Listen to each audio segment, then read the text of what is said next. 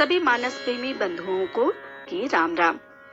आज लंका कांड के श्लोक से प्रारंभ होकर दोहा क्रमांक 1 से 5 तक। कामदेव के शत्रु शिवजी के सेव्य, भव जन्म मृत्यु के भय को हरने वाले, काल रूपी मतवाले हाथी के लिए सिंह के समान, योगियों के स्वामी योगीश्वर, ज्ञान के द्वारा जानने योग्य, गुणों की निधि, अजय निर्गुण निर्विकार, माया से परे, देवताओं के स्वामी, दुष्टों के वध में तत्पर, ब्राह्मण वृंद के एकमात्र देवता, जल वाले मेघ के समान सुंदर श्याम, कमल के से नेत्र वाले, पृथ्वी प्रति राजा के रूप में परम देव श्री राम जी की मैं वंदना करता हूँ।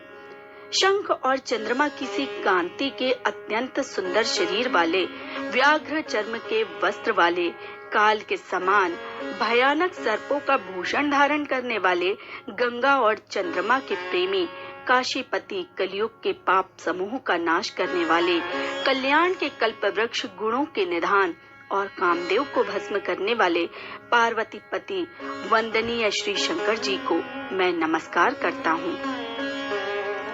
जो सत्पुरुषों को अत्यंत दुर्लभ कैवल्य मुक्ति तक दे डालते हैं और जो दुष्टों को दंड देने वाले हैं, वे कल्याणकारी श्री शंभु मेरा कल्याण का विस्तार करे।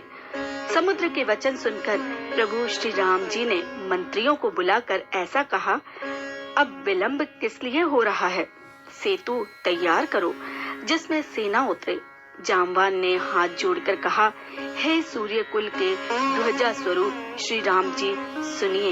हे नाथ, सेतु तो आपका नाम ही है जिस पर चढ़कर मनुष्य संसार रूपी समुद्र से पार हो जाते हैं। जामवान ने नल नील दोनों भाइयों को बुलाकर उन्हें सारी कथा कह सुनाई और कहा, मन में श्री राम जी के प्रताप को स्मरण करके सेतु तैयार करो। राम प्रताप से कुछ भी परिश्रम नहीं होगा। नल नील ने वानरों से कहा, आप सब लोग मेरी विनती सुनिए।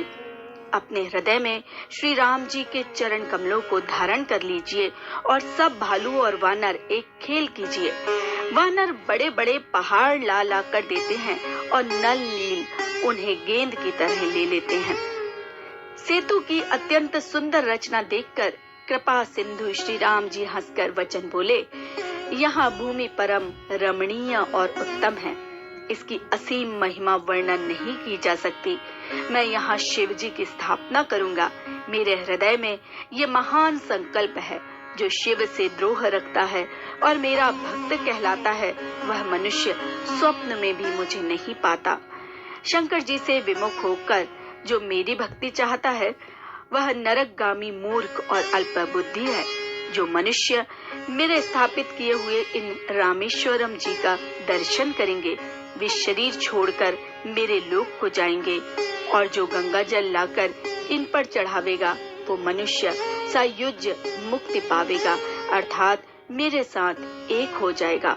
सियावर रामचंद्र की जय, पवन सुत हनुमान की जय, शिव शंकर भोलेनाथ। दोहा क्रमांक 5 से 10 तक। आज का प्रसंग है रावण की अकुलाहट और मंदोदरी की समझाइश। राक्षसों द्वारा सेतु निर्माण की बात सुन रावण अविश्वसनीयता एवं अकुलाहट में अचानक समुद्र के 10 नाम बोलकर अपनी घबराहट ना छिपा सकने पर चुपचाप अपने महल को चला जाता है।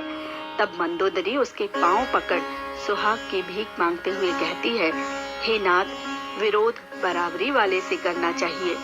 राम और आप में सूर्य और जुगनू जैसा अंतर है। जिसने खेल खेल में मधुकैटभ, बलि, सहस्त्रबाहु, हिरण्यकश्यप आदि को मार डाला, काल सहित सकल चराचर जिनके वश में है, उनसे विरोध ना करके जानकी जी को उन्हें सौंप दीजिए और उनका भजन करिए। प्रभु बड़े दयालु हैं, सामने पहुंचने पर अवश्य ही क्षमा कर देंगे। रावण मंदोदरी को बड़े गर्व से कहता है कि बता, इस संसार में मेरे समान बलवान कौन है? वरुण, कुबेर, पवन, काल सबको मैंने बांध के रखा है। तुम व्यर्थ ही भय करती हो। इस प्रकार ढाढ़स दे सभा में पहुंच उन्हीं चापलूसों से पूछता है कि बताइए अब क्या करना चाहिए। वे पुनः कहते हैं कि आप बार बार क्यों पूछते हैं, डरने की कोई बात ही नहीं है, नर वानर तो हमारे आहार हैं। उनकी चापलूसी पर रावण पुत्र प्रहस्त ने हाथ जोड़कर कहा, हे महाराज, ये सब चापलूस ठकुर सुहाती बातें कर रही हैं। एक बंदर आया था तब किसी को भूख नहीं लगी थी क्या? इसलिए आप उनकी पत्नी को वापस कर दीजिए। यदि फिर भी नहीं लौटे तो अवश्य जी जान से युद्ध करें। रावण ने उसे फटकार कर भगा दिया और त्रिकूट की सबसे ऊंची चोटी पर स्थित इंद्र के समान अपनी भोग विलास युक्त नृत्यशाला में जाकर नृत्य रास रंग में डूब गया। सियावर रामचंद्र की जय, पवन सुत हनुमान की जय, उमापति महादेव की जय। सुनेंगे लंका कांड में दोहा क्रमांक 10 से 15 तक। परिदृश्य कुछ इस प्रकार है। सुबेल पर्वत पर आसीन श्री राम की झांकी। अपने परिकरों सहित विराजमान प्रभु की झांकी का बहुत ही सुंदर दृश्य है। अर्ध लेटे प्रभु का सिर सुग्रीव की गोद में है। हनुमान और अंगद चरण दबा रहे हैं। प्रभु के पीछे वीरासन में लक्ष्मण जी हैं। विभीषण जी उनके कानों में कुछ सैन्य संबंधी मंत्रणा कर रहे हैं। चंद्रोदय का बहुत ही सुंदर वर्णन है। चंद्रमा को देख प्रभु कहते हैं, चंद्रमा कितना सुंदर है। सब अपनी बुद्धि से बताएं कि इसमें कालिमा क्यों है। सबने यथा बुद्धि बताया। अंत में हनुमान जी कहते हैं, हे प्रभु, चंद्रमा आपका दास है। आपकी सांवली मूरत ही उसके हृदय में स्थित श्यामता है। सुनकर प्रभु मुस्कुरा दिए। अचानक दक्षिण की ओर देखकर विभीषण जी कहते हैं, देखो, बादलों की गर्जना, बिजली की चमक, लगता है ओले गिरेंगे। विभीषण जी हाथ जोड़कर कहते हैं, प्रभु, पहाड़ की चोटी पर स्थित रंगशाला में रावण मंदोदरी सहित नाच गाना देख रहा है। वाद्यों की आवाज, गरज एवं रावण के मुकुट और मंदोदरी की कर्णफूलों की चमक बिजली जैसी लग रही है। रावण का अभिमान समझ प्रभु ने उसके मुकुट और मंदोदरी के कर्णफूल काट गिराए। रंग में भंग हुआ, सभा विसर्जित हो गई। मंदोदरी इसे अपशकुन मान रावण को पुनः बहुत प्रकार से समझाती है। मंदोदरी द्वारा अनंत कोटि ब्रह्मांड नायक प्रभु श्री राम के विराट स्वरूप का विस्तृत वर्णन है। अंत में कहती है, हे स्वामी, अहंकार छोड़ प्रभु के चरणों में प्रेम करें, जिससे मेरा सुहाग बचा रहे। पर कहते हैं ना, जहाँ सुमति तहाँ संपत्ति नाना, जहाँ कुमति तहाँ विपत्ति निधाना। रावण को तो समझ में आ ही नहीं रहा था कुछ। सियावर रामचंद्र की जय, पवन सुत हनुमान की जय, उमापति महादेव की जय। दोहा क्रमांक 15 से 20 तक। परिदृश्य है मदांत रावण का मंदोदरी को ढाढ़स बंधाना। रावण ने मंदोदरी की नीति पूर्ण बातों को हंसी में उड़ा दिया और स्त्रियों के बहुत से अवगुण बताकर कहा कि हे प्रिय, तुम व्यर्थ ही भयभीत हो रही हो।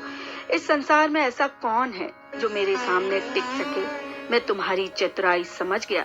इसी बहाने बार बार मेरी प्रशंसा सुनना चाहती हो। इस प्रकार हंसकर रावण दरबार में चला जाता है। यहाँ सुबेल पर्वत पर श्री राम जी अपने मंत्रिमंडल से मंत्रणा करते हैं कि बताओ भाई, अब क्या किया जाए। जामवंत जी की राय पर प्रभु अंगद जी को रावण के हित और अपना काम बनाने समझा कर लंका भेजते हैं। नगर में घुसते ही रावण का बेटा मिल गया। बातों ही बातों में तनातनी हो गई। उसने अंगद को मारने के लिए लात उठाई। अंगद ने वही लात पकड़ जमीन पर पछाड़ कर मार डाला। राक्षस चिल्लाए, भागो रे भागो। वहीं लंका जलाने वाला बंदर फिर आ गया। वे बिना पूछे रास्ता बता रहे हैं। इस प्रकार बड़े रौब से अंगद जी रावण की सभा में पहुंचते हैं तो सभी सभासद खड़े हो गए। रावण ने क्रोधित हो सबको डांट लगाई और फिर अंगद से पूछा, अरे बंदर, बता कौन है, तू कहां से आया है। इस पर अंगद जी उत्तर देते हैं कि मैं दयालु राम जी का दूत हूँ। मेरे पिता और तुझ में मित्रता थी, उसी नाते तेरी भलाई करने आया हूँ। रावण, तुम उत्तम पुलस्त्य कुल के हो। शिव जी को, ब्रह्मा जी को बहुत प्रकार से पूजन करके ढेरों वरदान पाए और समस्त राजाओं, लोकपालों को जीत लिया। अभिमान और मोह के वशीभूत होकर जगदम्बा श्री सीता जी का हरण भी कर लाए। इतने पर भी अति दीनता धारण कर प्रभु से क्षमा मांगते हुए उनकी शरण में जाओगे तो शरणागत वत्सल श्री राम तुमको अभय कर देंगे। मेरी सलाह मानो और प्रभु से क्षमा मांगकर सीता जी को उनके सुपुर्द कर दो। सियावर रामचंद्र की जय, पवन सुत हनुमान की जय, उमापति महादेव जी की जय। कांड के दोहा क्रमांक 20 से 28 तक। प्रसंग है अंगद और रावण का संवाद। अंगद रावण संवाद मानस का ऐसा अनूठा और जीवंत प्रसंग है जिसे सुनकर एक विचित्र अनुभूति और आनंद मिलता है।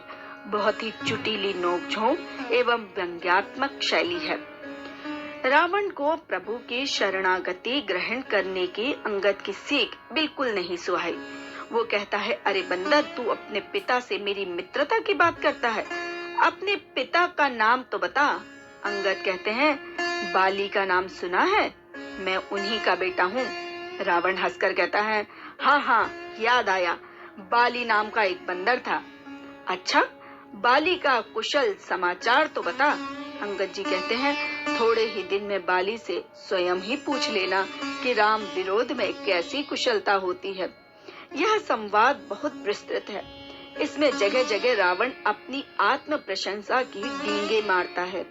रावण की हर बात का, हर प्रश्न का अंगद जी ऐसा चुटीला कुटीला व्यंग्यात्मक उत्तर देते हैं कि रावण तिलमिला जाता है। रावण की बहुत प्रशंसा सुन अंगद जी कहते हैं, अरे मूर्ख, जिन परशुराम जी ने तुझे बांध कर रखने वाले सहस्त्रबाहु की भुजाओं का छेदन किया था, वे ही श्री राम के सामने नतमस्तक हो गए। वे राम तुझे क्या मनुष्य लगते हैं? जिन हनुमान जी ने समुद्र लांघ तेरी पूरी वाटिका उजाड़ राक्षसों को मार लंका को जला डाला, वे तुझे बंदर लगते हैं? गंगा जी नदी, कामधेनु पशु, कल्प वृक्ष रुख, चिंतामणि पत्थर, गरुड़ पक्षी और कामदेव धनुर्धर मात्र लगते हैं? तेरी बुद्धि को धिक्कार है। मेरा कहना मान, अभिमान छोड़ प्रभु की शरण में चला जा, तेरा कल्याण हो जाएगा। इस पर रावण पुनः कहता है, समुद्र पर पुल बनाने से कोई वीर नहीं हो जाता। पक्षी समुद्र पार करते रहते हैं तो क्या वीर हुए? मेरा कुंभकर्ण जैसा भाई है, मेरी 20 भुजाओं के 20 समुद्र हैं, इनको पार करना असंभव है। रावण के समान शूरवीर कौन हो सकता है, जिनके अपने हाथों से अपने सिरों को काट काट कर अग्नि में होम किया है, जिसके साक्षी शंकर जी हैं। सियावर रामचंद्र की जय, पवन सुत हनुमान की जय, उमापति महादेव जी की। कांड दोहा 28 से 35 का प्रसंग। परिदृश्य अंगद रावण संवाद जारी। रावण अपनी प्रशंसा करना जारी रखते हुए कह रहा है कि मैं अपने मस्तकों को होम करते समय कपाल में अपनी मृत्यु मनुष्य के हाथ से पड़कर हंसा कि ब्रह्मा बूढ़ा हो गया है, इसलिए ब्रह्म में लिख दिया है। इस तरह बहुत सी तारीफें करता है।